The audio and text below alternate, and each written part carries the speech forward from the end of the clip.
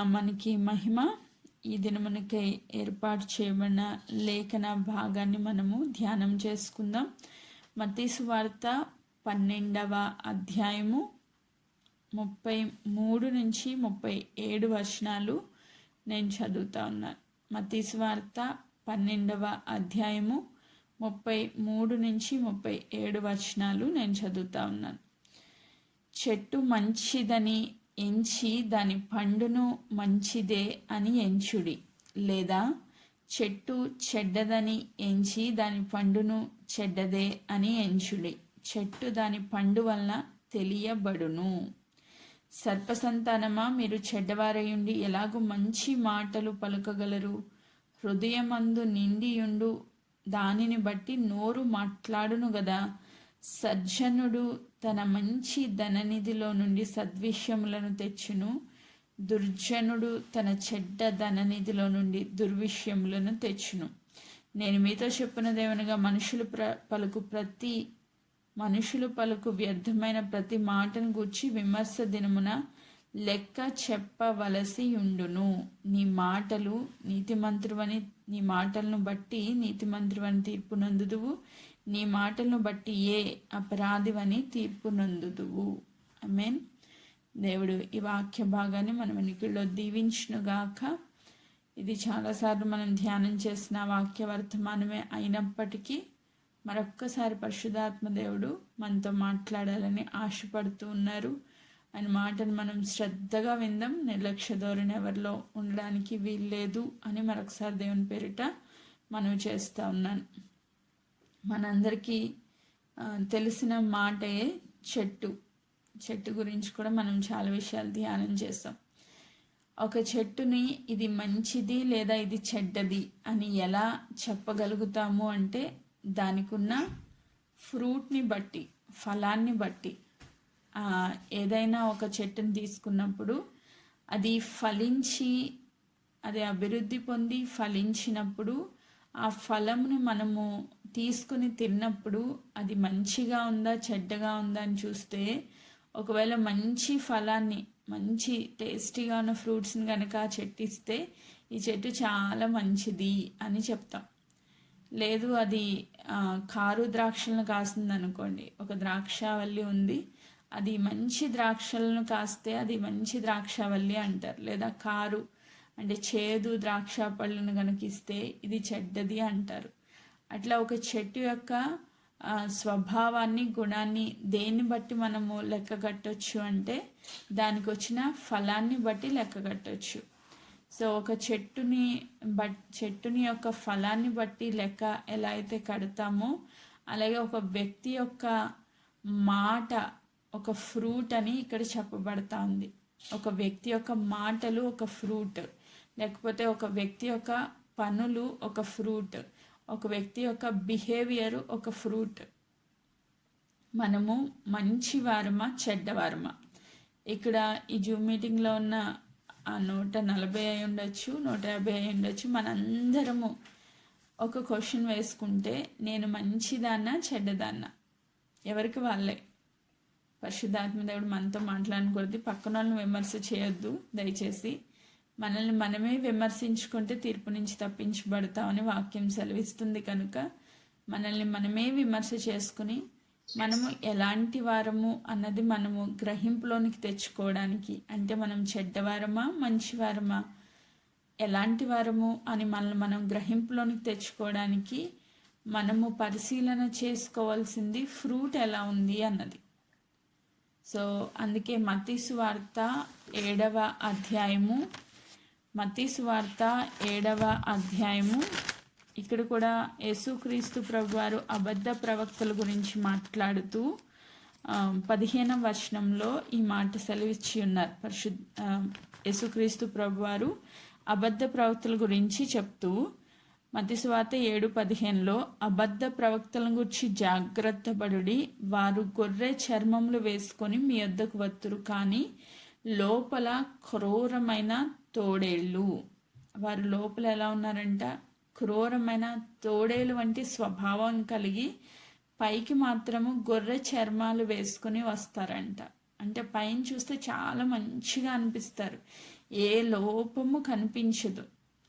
మేడిపండు గురించి మనకి పూర్వము ఒక ఒక సామెతగా చెప్తా ఉంటారు కదా, మేడిపండు చూడ మేలిమై ఉండును, పొట్ట విప్పి చూస్తే ఎలా ఉంటాయంట, పురుగులు ఉంటాయంట. అంటే లోపల చూస్తే అంత పాడైపోయిన స్వభావం, కానీ పైకి మాత్రం చాలా మంచిగా కనబడుతుంది. అలాగే వీళ్ళు కూడా పైకి ఒక గొర్రెల్లాగా కనబడతారు, కానీ లోపల ఎట్లాంటి స్వభావాన్ని కలిగి ఉన్నారంట, తోడేలు వంటి స్వభావాన్ని కలిగి ఉన్నారని దేవుని వాక్యము యేసుక్రీస్తు ప్రభువారే డైరెక్ట్గా చెప్తున్న మాట. 16లో అంటారు, వారి ఫలము వలన మీరు వాళ్ళని తెలుసుకుంటారు. ముండ్ల పొదల్లో ద్రాక్ష పండ్లైనను పల్లేరు చెట్లను అంజూరపు పండ్లైనను కోయుదురా. ద్రాక్ష ఫలాలు ఎక్కడొస్తాయి? శ్రేష్టమైన ద్రాక్షవల్లికే వస్తాయి. కానీ ఇక్కడ దేవుడు అడుగుతున్న మాట, ముండ్ల పొదల్లో ద్రాక్ష పండ్లు కోస్తారా? కోయలేం. ఎట్లా కోస్తాం? మనము ముళ్ళ చెట్టు దగ్గరికి వెళ్ళి ద్రాక్ష పళ్ళు కోద్దామంటే అది కాస్తుందా? అది ముళ్ళ చెట్టు కాబట్టి ముళ్ళ కాయలనే కాస్తుంది, అంతే తప్ప ద్రాక్ష పళ్ళు కాసే ఛాన్స్ లేనే లేదు. పల్లేరు చెట్ల దగ్గరికి వెళ్ళి అంజూరపు పండ్లు కోస్తారా అని అడుగుతున్నారు. అది కూడా అసాధ్యమే. అంజూరపు చెట్టుకే అంజూరపు ఫలాలు వస్తాయి తప్ప పల్లేరు చెట్లకి అంజూరపు ఫలాలు రావు. సో అందుకే మనము చెట్టు ఏదైతే దాని ఫ్రూట్ అదే అయిద్ది. ఆ ఫ్రూట్ని బట్టి ఆ చెట్టు ఏదో మనం చెప్పొచ్చు. మంచి ద్రాక్ష పళ్ళు కోసుకుంటే ఆ ద్రాక్ష వల్లి మంచిది అని చెప్తాము. మంచి అంజూరపు ఫ్రూట్ కోసుకుంటే ఆ చెట్టు మంచి అంజూరపు చెట్టు అని చెప్తాం. ఒకదానికి ఇంకొక ఫ్రూట్ వచ్చే ఛాన్సే లేదు. అట్టి రీతిగా ఇక్కడున్న అబద్ధ ప్రవక్తలు బోధకుల గురించి, అంటే అబద్ధ ప్రవక్తలనే కాదు, అబద్ధ విశ్వాసులు కూడా ఉంటారు. మనం ఓన్లీ బోధకుల గురించే మాట్లాడుకోవాల్సిన అవసరం లేదు. ఇక్కడ మనల్ని మనం పెట్టుకున్న అబద్ధ విశ్వాసులు, లేకపోతే మారువేషం వేసుకున్న విశ్వాసులు ఎట్లా కనబడతారంట, పైకి మాత్రం గొర్రెల్లా కనబడతారు. గొర్రెలు, మంచి గొర్రెలు దేవుని స్వరం వింటాయని మనము ధ్యానం చేస్తూ వచ్చాం కదా ఈ 2 వారాల్లో. గొర్రెలు నా స్వరం వినును. నువ్వు నిజంగా గొర్రెవైతే నీ స్వభావం ఎలా ఉంటుంది? గొర్రె స్వభావమే ఉంటుంది. నువ్వు తోడేలు స్వభావాన్ని ధరించుకుని ఉండవు. నీ స్వభావాన్ని బట్టి నువ్వు గొర్రెవా తోడేలువా అన్నది చెప్పేయచ్చు. పైకి ఒకవేళ నటించవచ్చు, కానీ లోపల మాత్రం ఒరిజినాలిటీ అలానే ఉంటుంది. చాలాసార్లు ఈ మాట అంటారు, ఒరిజినాలిటీ ఎప్పుడు బయటపడద్దంట, వాళ్ళకి ఏదైనా బాధ కలిగినప్పుడు, వేదన కలిగినప్పుడు, దుఃఖం వచ్చినప్పుడు ఒరిజినాలిటీ బయటకు వస్తుంది. వాళ్ళని ఎవరైనా ఏదైనా అన్నప్పుడు, అన్నీ బాగున్నప్పుడు మనం మంచిగా ఉంటాం గొర్రెల్లాగా. ఏదైనా చిన్న డిస్టర్బెన్స్ వస్తే ఒరిజినాలిటీ బయటకు వస్తుంది. సో ఆ ఒరిజినాలిటీలోనే మనం ఎలాంటి వాళ్ళం అనేది బయటికి తెలుస్తూ ఉంటుంది. అందుకే ఇక్కడ ప్రభు చెప్తా ఉన్నారు 19వ వచనంలో 18లో, మంచి చెట్టు కాని ఫలాలను ఫలింపనేరదు, పనికి మాలిన చెట్టు మంచి ఫలాలను ఫలింపనేరదు. మంచి చెట్టు కాని ఫలాల్ని ఫలింపనేరదు. చెట్టు మంచిదైతే ఖచ్చితంగా ఫ్రూట్ మంచిదే వస్తుంది, దాంట్లో నో డౌట్. చెట్టు మంచిదే కానీ పళ్ళు మాత్రం మంచిగా లేవండి అని చెప్పలేం. చెట్టు మంచిదైతే పండ్లు కూడా మంచిగా వస్తాయి. అలాగే పనికి మాలిన చెట్టు మంచి ఫలాల్ని ఫలింపనేరదు. ఆ చెట్టు మంచిది కానప్పుడు ఫ్రూట్ ఖచ్చితంగా మంచిది ఉండదు.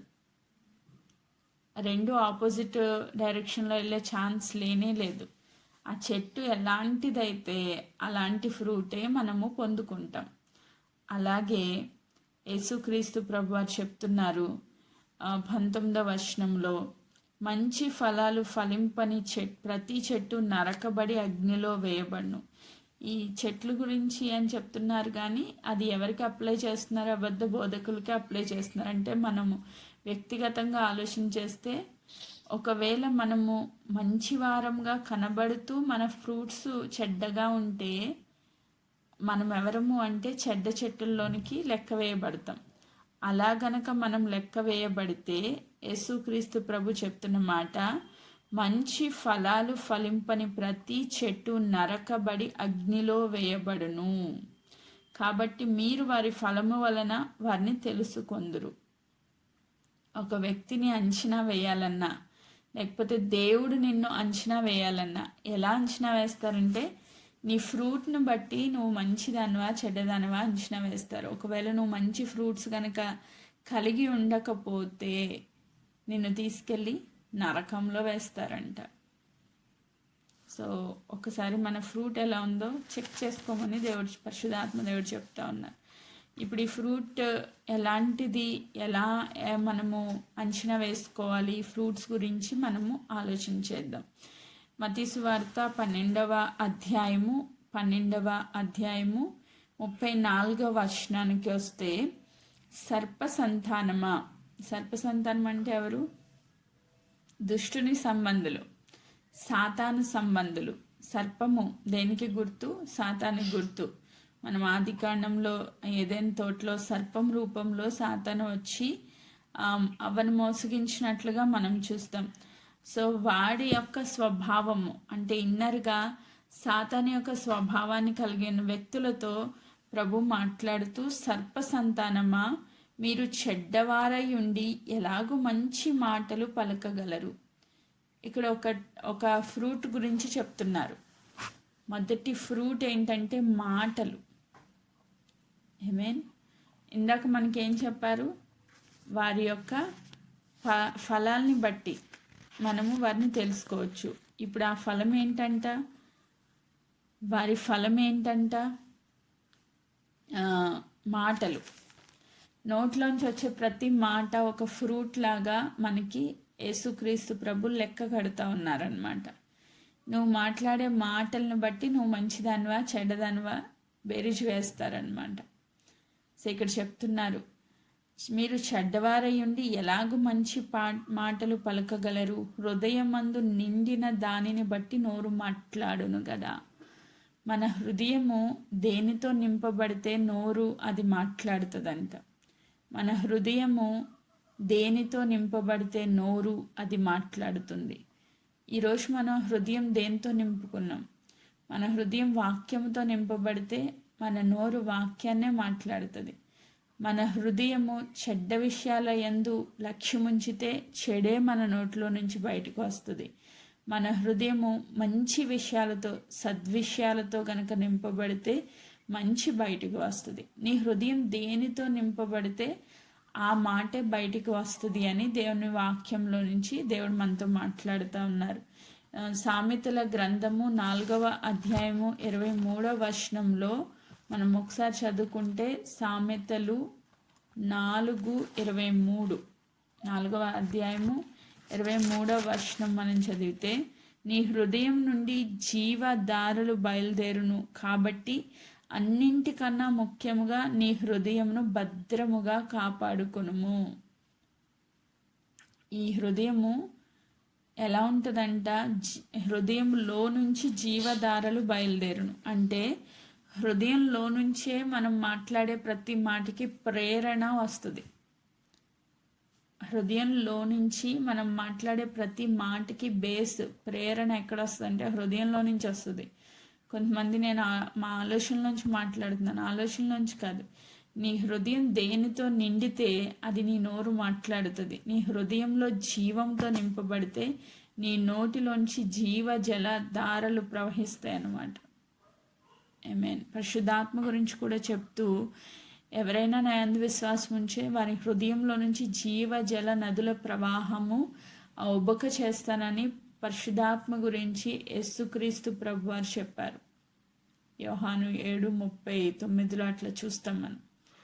సో నీ హృదయము చాలా ఇంపార్టెంట్. నీ హృదయములో నుంచే నీ మాటలు మాట్లాడడానికి ఒక ప్రేరణ అనేది వస్తుంది. కాబట్టి అన్నింటికన్నా ముఖ్యంగా ఏం చేయాలంటే నీ హార్ట్ని భద్రపరచుకో అంటున్నారు. ఎలా భద్రపరుచుకుంటావు? అందరూ మంచిగా ఉండాలనే ఆశపడతారు, కానీ హృదయాన్ని ఎలా భద్రపరుచుకుంటాం?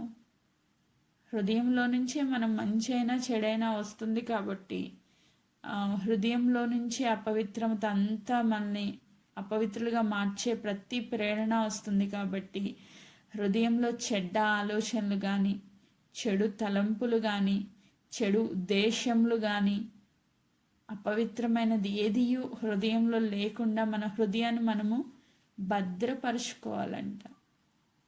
ఎలా భద్రపరుచుకోగలుగుతామంటే, హృదయం కల్మషంలోనికి వెళ్ళిపోవడానికి ముఖ్యమైన ఆయుధం ఏంటంటే మన కళ్ళు.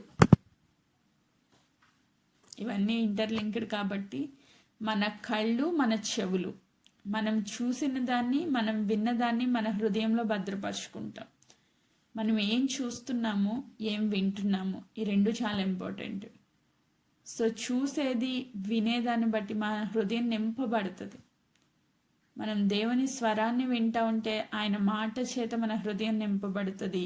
మనము దేవుని సంబంధించిన వాక్యాలు చూస్తూ, వాక్యానికి సంబంధించిన విషయాల మీదే మనం దృష్టి పెట్టి, దేవునికి సంబంధించిన వ్యక్తులతో మనం సహవాసం కలిగి ఉంటే మన హృదయం అంతా దేవునికి సంబంధించిన విషయాలతో నింపబడుతుంది. అప్పుడు మన నోరు మాట్లాడేది ఏం మాట్లాడుద్ది అంటే దేవునికి సంబంధించిన విషయాలే మాట్లాడుతుంది. లేదు, మనం చూసేవి ఈ లోక సంబంధమైనవైతే ఆ చూసే చూపును బట్టి మన హృదయం నింపబడుతుంది, వినే మాటలను బట్టి మన హృదయం నింపబడుతుంది. అదే మన నోరు మాట్లాడుతుంది. ఆమేన్. సో ఈరోజు నీ ఫ్రూట్ హృదయంలో నుంచి వస్తుంది కాబట్టి అన్నింటికన్నా ముఖ్యంగా నీ హృదయాన్ని నువ్వు భద్రపరుచుకోవాలి, జాగ్రత్త చేసుకోవాలి. ఏం వింటున్నాం, ఏం చూస్తున్నాం, ఏం మాట్లాడుతున్నాం, ఈ మూడు చాలా చాలా ముఖ్యమైనవి. ఒక ఆత్మీయ జీవితంలో విశ్వాసి యొక్క ఫలము ఎలా ఉందో తెలుసుకోవడానికి నువ్వు ఏం చూస్తున్నావు, ఏం వింటున్నావు, ఏం మాట్లాడుతున్నావు, నీ హృదయ స్థితి ఎలా ఉంది అన్నది ఒకసారి మనము పరిశీలన చేసుకోవాల్సిందిగా పరిశుద్ధాత్మ దేవుడు మాట్లాడుతూ ఉన్నారు. నీ హృదయం నిండిన దాన్ని బట్టి నోరు మాట్లాడును కదా. మత్తయి సువార్త 12:35 నేను చదువుతున్నా. సజ్జనుడు తన మంచి ధననిధిలో నుండి సద్విషయములను తెచ్చును, దుర్జనుడు తన చెడ్డ ధననిధిలో నుండి దుర్విషయములను తెచ్చును. సజ్జనుడు, దుర్జనుడు, రెండు మాటలు ఇక్కడ మనకి కనబడతా ఉన్నాయి. సజ్జనుడు అంటే మంచి వ్యక్తి. మంచి వ్యక్తి ఏం చేస్తాడంట, తన మంచి ధననిధి. ధననిధి అంటే ఏంటి ఇక్కడ? హృదయం. ఆ హృదయంలో ఏముందంట? మంచి ఉంది. ఆ మంచి ధన నిధి నీ హృదయం గనక దేవుని చేత, దేవుని వాక్యం చేత, దేవుని సంబంధించిన విషయాల చేత నింపబడితే అది మంచి ధన నిధి. ఆమేన్. పరిశుద్ధాత్మ చేత కనుక మన హృదయం నింపబడింది అనుకోండి, అక్కడ ఫ్లో ఎలా ఉంటుందంటే జీవ జల నదుల ప్రవాహం. అది ఆ ప్రవాహం ఎట్లా వెళ్తుందంటే మంచి ధననిధిగా ఉంటుంది. దానిలో నుంచి ఏం తీసుకొస్తారంటే సద్విషయాలను బయటికి తీసుకొస్తారంట, మంచి విషయాలు. మంచి విశ్వాసి హృదయం పరిశుద్ధాత్మతో నింపబడింది, మంచి మాటల్ని మాట్లాడగలుగుతాడు. అదే దానికి క్వైట్ ఆపోజిట్లో చూస్తే ఒక దుర్జనుడు అంటే మంచి లేని వ్యక్తి, హృదయమంతా పాపంతో నింపబడిన వ్యక్తి. ఆ పాపంతో నింపబడిన వ్యక్తి తన చెడ్డ ధననిధిలో నుంచి, అంటే తన హృదయంలో నుంచి దుర్విషయాలను బయటికి తీసుకొస్తాడంట. నీ హృదయము దేనితో నింపబడిందో దాన్నే నువ్వు బయటికి తీసుకొస్తావు. అది మంచి ధననిదా, చెడ్డ ధననిదా? నీ హృదయం ఏ నిధితో నింపబడింది అన్నది ఈరోజు మనము పరిశీలన చేసుకోవాల్సిన అంశం. ఆమేన్. ఒకవేళ నీ హృదయం కనుక మంచి ధననిధితో నింపబడితే నీ నోట్లోంచి ఎట్లాంటి వస్తాయంటే 36వ వచనం, నేను మీతో చెప్పినదేమనగా మనుషులు పలుకు వ్యర్థమైన ప్రతి మాటను గురించి విమర్శ దినమున లెక్క చెప్పవలసి ఉండును. సో ఒకవేళ నీ హృదయం కనుక మంచి ధననిధితో నింపబడితే నీ నోట్లోంచి ఏమొస్తాయంట? జీవ జల నదులు వస్తాయి. ఒకసారి చదువుకుందాం. మా సామెతల గ్రంథము 15వ అధ్యాయము, సామెతల గ్రంథం 15వ అధ్యాయము 4వ వచనం నేను చదువుతున్నా. 15:4. సాత్వికమైన నాలుక జీవ వృక్షము, దానిలో కుటిలత ఉండిన ఎడ్ల ఆత్మకు భంగము కలుగును. సాత్వికమైన నాలుక జీవవృక్షము. జీవవృక్షం. మన హృదయం అంతా జీవంతో నింపబడింది అనుకోండి, మన నాలుక ఎలా ఉంటుందంటే సాత్వికముగా ఉంటుందంట. సాత్వికం అంటే ఏంటి? సాత్వికం అంటే మంచి మాత్రమే మాట్లాడుద్ది. అంటే సాఫ్ట్గా, ఇంకొకరిని గాయపరిచే మాట కానీ, ఇంకొకరిని బలహీనపరిచే మాట కానీ, నిందించే మాట కానీ, కించపరిచే మాట కానీ మన నోట్లోంచి రాదనమాట. ఎదుటి వాళ్ళని క్రిటిసైజ్ చేస్తున్నాము అంటే మన నాలుక సాత్వికమైన నాలుక కాదు. అది ఎక్కడి నుంచి వస్తుంది? ఆ క్రిటిసిజం అంటే నీ హృదయంలో నుంచి వస్తుంది. ఇంకొకరిని గాయపరుస్తూ, బలహీనపరుస్తూ, తక్కువ చేసి మాట్లాడడం అనేది దేవుని బిడ్డల లక్షణం కాదు. ఎదుటివాడు ఎవడైనా ఉండొచ్చు, కానీ నీ మాటలు ఎలా ఉన్నాయి? ఎదుటి వ్యక్తిని గురించి వాడు చెడ్డవాడు కాబట్టి నేను చెడ్డవాడని చెప్పాను, తప్పేముంది అని అంటారు చాలామంది. అంటే నీ హృదయంలో ఆ వ్యక్తి పట్ల చెడ్డ వ్యక్తి అని ముద్రించబడిపోయింది అనమాట. ఒక వ్యక్తిని గురించి మనం మాట్లాడుతున్నప్పుడు మంచి మాటలు మాట్లాడుతున్నాం, చెడ్డ మాటలు మాట్లాడుతున్నాం అన్నది ఒకసారి మనం ఆలోచన చేస్తే సాత్వికమైన మాటలు వస్తున్నాయా, కుటిలమైన మాటలు వస్తున్నాయా?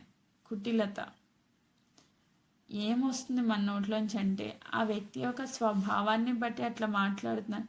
దేవుడు మనకి ఒక మాట చెప్పారు, నువ్వు తీర్పు తీర్చడానికి తగవు, తీర్పు తీర్చే పని నీది కాదు. దేవుడు చేయాలి ఆ పని. నువ్వెవరు, నేనెవరు తీర్పు తీర్చడానికి? ఒక వ్యక్తి మంచివాడు కాదు, మంచివాడని తీర్పు తీర్చే పని మనది కాదు. మొదటిగా మన ఫ్రూట్ ఎలా ఉందో మనం చూసుకుంటే చాలు, మళ్ళీ మనం విమర్శించుకుంటే చాలు. ఎదుటి వాళ్ళని విమర్శించే పని మనకి దేవుడు ఇవ్వలేదు. ఆమేన్. ఈరోజు దేవుడు చెప్తున్నారు, సాత్వికమైన నాలుక జీవవృక్షం అంట. అప్పుడు జీవవృక్షం అంటే దాంట్లోంచి ఏం ఫ్రూట్ వస్తుంది? జీవంతో కూడిన ఫ్రూట్ వస్తుంది. అంటే నీ నాలుక ఎలాంటి మాటలు మాట్లాడుద్ది?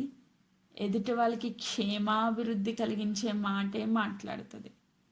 నీ నాలుక జీవవృక్షం అయితే నీ నోట్లోంచి మంచి ఫ్రూట్, జీవంతో కూడిన ఫలం వస్తుంది. ఆ ఫలము ఎదుటివాడికి క్షేమాభివృద్ధి మాత్రమే కలిగిస్తుంది. ఎదుటి వాళ్ళని కృంగదీయదు, ఎదుటి వాళ్ళని కించపరచదు, ఎదుటి వాళ్ళని తక్కువ చేయదు, ఎదుటి వాళ్ళని బాధ పెట్టదు. ఆమేన్. సో ఈరోజు మన నాలుక జీవవృక్షంగా ఉందా, లేకపోతే కుటిలమైన మాటలు మాట్లాడే నాలుకగా ఉందా? ఒకసారి మనము చెక్ చేసుకుందాం.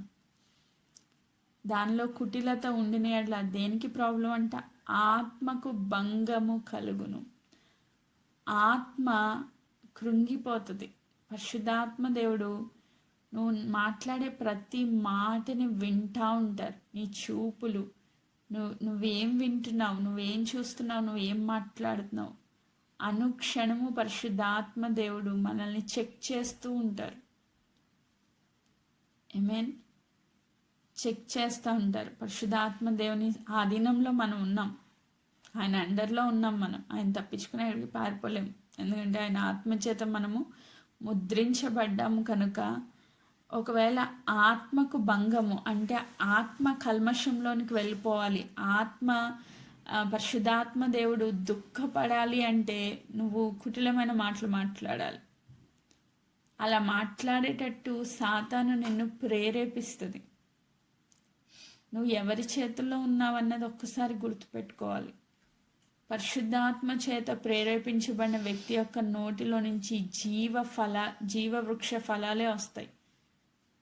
కుటిలమైన మాటలు వస్తున్నాయంటే నీ ఆత్మకు అది ఒక అవమానయుక్తముగా, నీ ఆత్మను భంగపరిచేదిగా ఉంది అని అర్థం. ఆమేన్. ఈరోజు మన మాటలు ఎట్లా ఉన్నాయి? జీవంతో కూడిన మాటలు మాట్లాడుతున్నామా, కుటిలమైన మాటలు మాట్లాడుతున్నామా? ఒకసారి చెక్ చేసుకుందాం. ఇదే సామెతల గ్రంథము 13వ అధ్యాయము 14వ వచనం కూడా నేను చదువుతా ఉన్నా.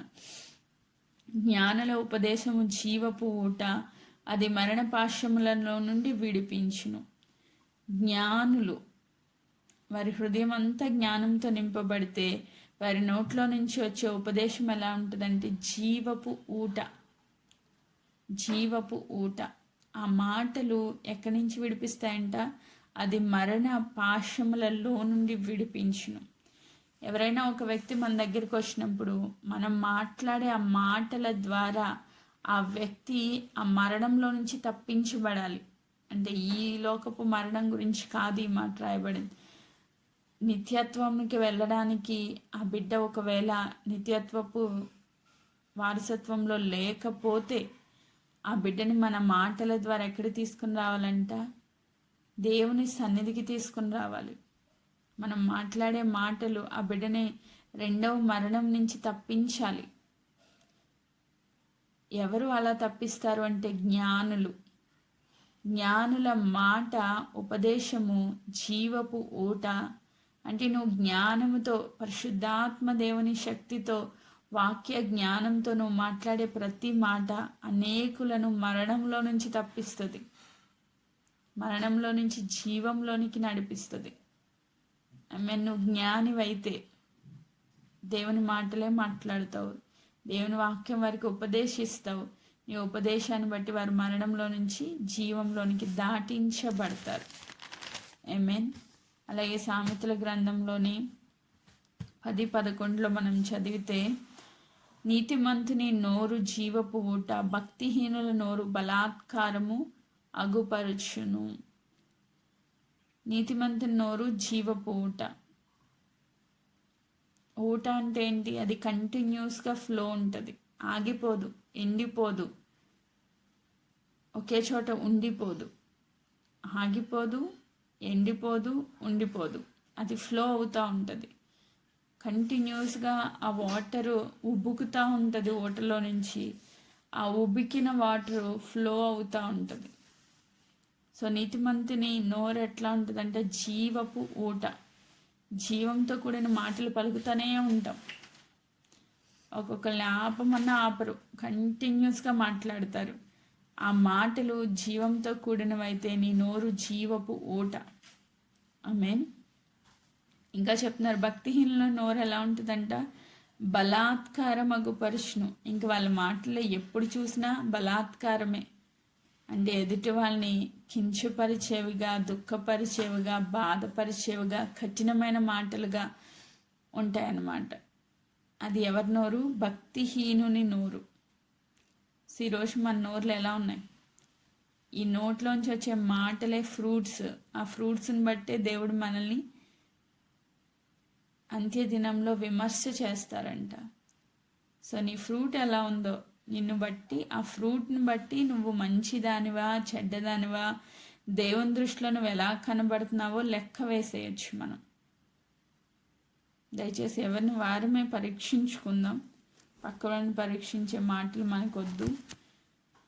యాకోబు పత్రికలో కూడా నాలుక గురించి చాలా వచనాలు మనం ఇదివరకు ధ్యానం చేసాం. మరొకసారి జ్ఞాపకం చేయడానికి నేను ఇష్టపడతా ఉన్నాను. యాకోబు పత్రిక 3వ అధ్యాయము, యాకోబు పత్రిక 3వ అధ్యాయము 5-6 వచనాలు నేను చదువుతున్నా.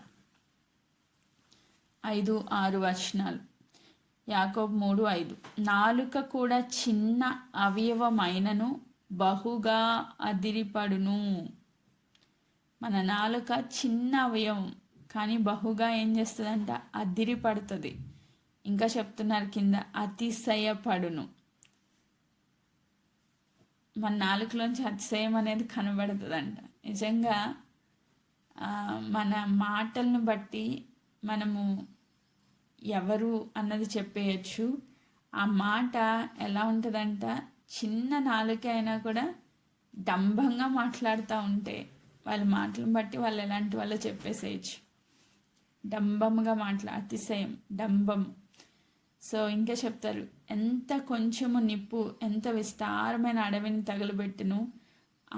నాలుక అగ్నియే. నాలుక మన అవయవంలో ఉంచబడిన పాప ప్రపంచమై సర్వ శరీరమునకు మాలిన్యము కలుగచేయచ్చు. ప్రకృతి చక్రమునకు చిచ్చు పెట్టును. అది నరకము చేత చిచ్చు పెట్టబడును. ఒక చిన్న నాలుక, ఒక చిన్న నిప్పు రవ్వ పెద్ద అడవిని తగలబెట్టేస్తుందంట. ఒక మూల మనం అంటించేసి వదిలేస్తే మొత్తం అడవి మొత్తం దహించి వేయబడుతుంది ఒక చిన్న నిప్పు రవ్వ. అలాగే ఒక పెద్ద అడవిని తగలపెట్టడానికి ఒక చిన్న అగ్గిపుల్ల ఎలా సరిపోతుందో, మన టోటల్ శరీరానికి మాలిన్యత, అపవిత్రత కలగజేయడానికి మనకు ఒక్క నాలుక సరిపోద్ది. ఈ నాలుకని ఏమంటున్నారు? పాప ప్రపంచం. పాప ప్రపంచం. నీ నాలుక నువ్వు అదుపులో పెట్టుకోగలిగితే నువ్వు సమస్తాన్ని జయించిన వ్యక్తివి. ఐ మన నాలుకను కనుక మనం అదుపులో పెట్టుకోగలిగితే, అందుకే చెప్తారు పాప ప్రపంచమై ఉండి సర్వ శరీరమునకు మాలిన్యము కలుగజేయుచున్నది.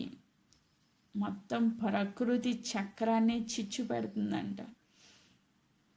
మన జీవితాల్లో ఇతరులతో సంబంధాలు కోల్పోవాలన్నా, ఇతరులతో మంచి రిలేషన్ కలిగి ఉండాలన్నా మన మాటలను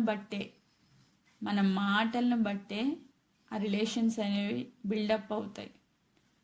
సో మంచి బాంధవ్యాలు కలిగి ఉండాలంటే మన మాటలు మంచిగా ఉండాలి. సో ఒకవేళ పాప ప్రపంచమైన నాలుకగా మన నాలుక ఉంటే అది ఎక్కడ పోద్ది? నరకం చేత చిచ్చుపెట్టబడుతుందండి. ఖచ్చితంగా నరకంలోకి తీసుకుపోద్ది నిన్ను. ఆ నాలుక వల్ల నీ సర్వ శరీరము తీసుకెళ్ళి నరకంలో అగ్నిలో పడవేయబడుతుంది అన్నమాట. ఒక్క నాలుక వల్ల. ఆ నాలుక బాగుండాలంటే నీ హృదయం బాగుండాలి.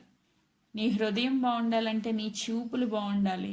నీ చూపులు ప్లస్ నీ వినికిడి, నువ్వు ఏది వింటున్నావో, ఏది చూస్తున్నావో దాన్ని బట్టి నీ హృదయం నింపబడుతుంది. నీ హృదయం నింపబడిన దాన్ని బట్టి నీ నాలుక మాట్లాడుతుంది. నీ మాటను బట్టి నువ్వు మంచి చెట్టువా చెడ్డ చెట్టువా, మంచి వ్యక్తివా చెడ్డ వ్యక్తివా బేరీజ్ వేయబడుతుంది. ఆమేన్.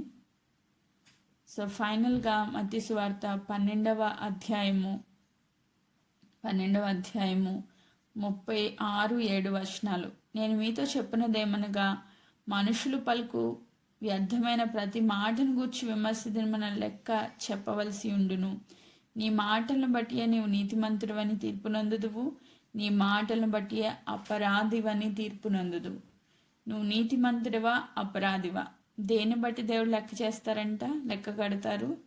సో నీ యొక్క మాటను బట్టి, నీ మాటలు నిన్ను నీతిమంతుల లెక్కలోనికి నడిపిస్తాయా, లేదా నీ మాటలు నిన్ను అపరాధిగా నిలవబెడతాయా దేవుని సన్నిధిలో? ఒకసారి చెక్ చేసుకుందాం.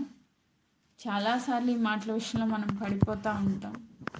ఎందుకు అంటే కంటిన్యూస్గా వాక్యము ద్వారా దేవుడు హెచ్చరిస్తూ ఉన్నప్పుడు ఖచ్చితంగా ఎక్కడో మనం పడుతున్నామని మనం అర్థం చేసుకున్న వారంగా, సరి చేసుకున్న వారంగా, దేవుని దృష్టిలో మనం నీతిమంతులుగాను, మనము సద్విషయములు తీసుకుని వచ్చే సజ్జనులుగాను, జీవ వృక్ష ఫలాలు కలిగిన చెట్టులుగాను మనం కనబడాలని ఆశపడుతూ ఈ మాటలు నేను ముగిస్తున్నాను. దేవుడి వాక్య భాగంను దీవించునుగాక.